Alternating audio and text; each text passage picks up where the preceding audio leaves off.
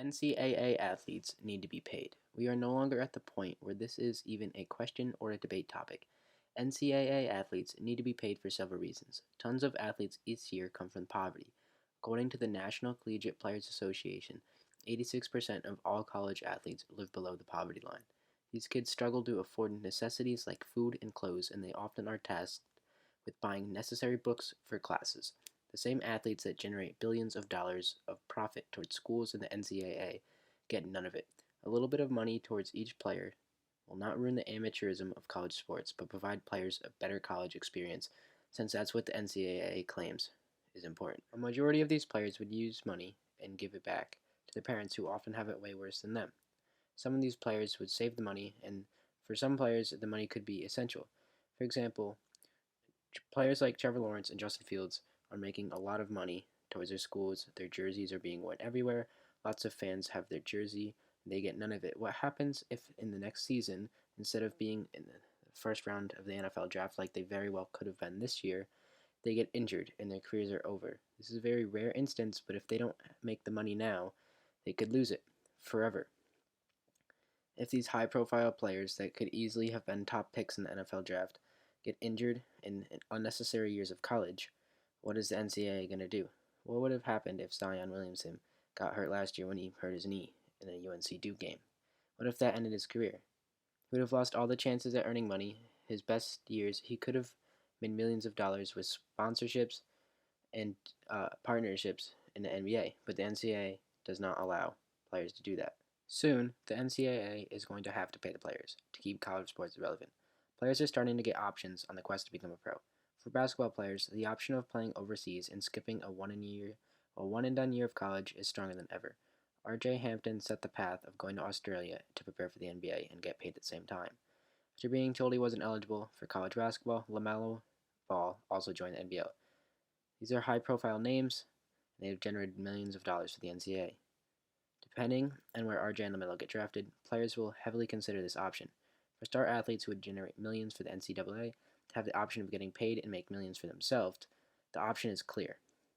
Choose the money now.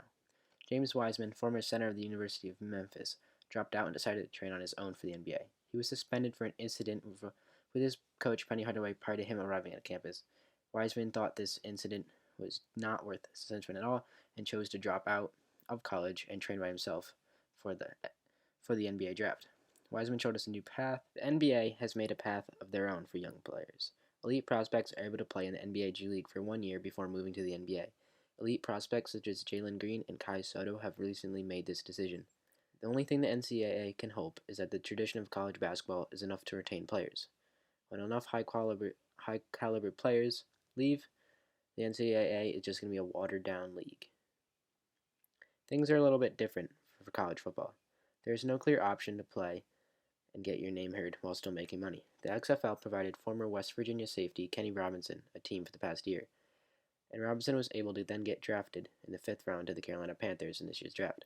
However, Robinson's draft stock could have improved if the XFL season wasn't canceled.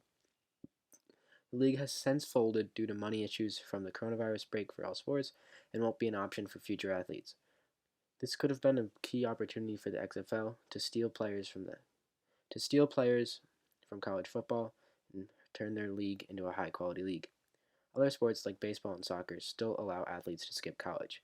The NCAA is quickly approaching the point where they will need to pay elite prospects money in order to make more money. Once enough prospects leave, people will stop watching. Once the quality drops, nobody's going to care, and everybody's going to pay attention to how these athletes are doing in their other respected leagues. In 2022, the NBA is changing the rule around college basketball. Athletes must no longer be 1 year removed from high school. They just have to be 18. This opens the door of skipping college even further, along with the option of a 5th year of high school in a prep school, as shown by now Phoenix Suns guard Jalen LeCue. The NCAA is losing high-profile athletes, and the only way to keep them is by paying them. The NCAA must pay these athletes just a little bit of money in order to make more money. Players aren't requesting millions of dollars per year. All they need is the ability to use their name and make money off of jersey sales, use their name and earn sponsorships, be in commercials, things of that nature, and have a little bit of money that allows them to buy things to help further the college experience. It would also be nice for athletes to receive little bit of money to send to their parents and thank them. So a lot of time the parents work really hard to send these kids to college and give them a chance to make it pro and chase their dream of being an athlete.